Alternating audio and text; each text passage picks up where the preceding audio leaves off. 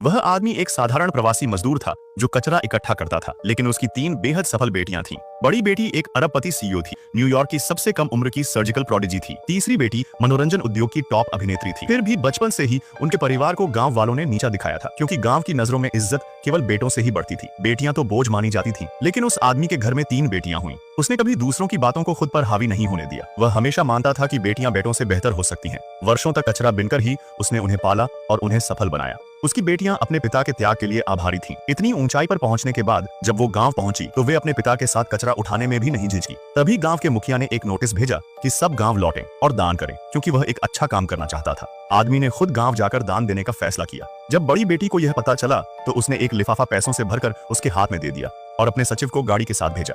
जब वह गाड़ी गांव पहुंची तो गांव वाले हैरान रह गए, लेकिन जैसे ही उन्हें पता चला कि गाड़ी उसकी नहीं है, उनका व्यवहार बदल गया। उन्होंने कहा कि जरूर किराए की गाड़ी है। यह देखकर उस आदमी ने कहा कि वह दान देने आया है और लिफाफा निकाला जो बेटी ने दिया था। लेकिन गांव वाले हंसने लगे।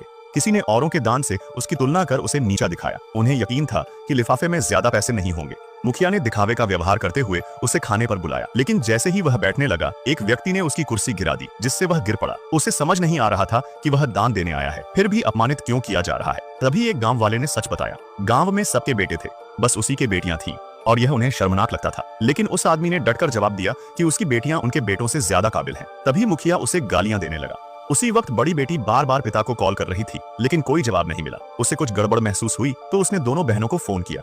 तीनों गांव की ओर दौड़ पड़ी। जब वे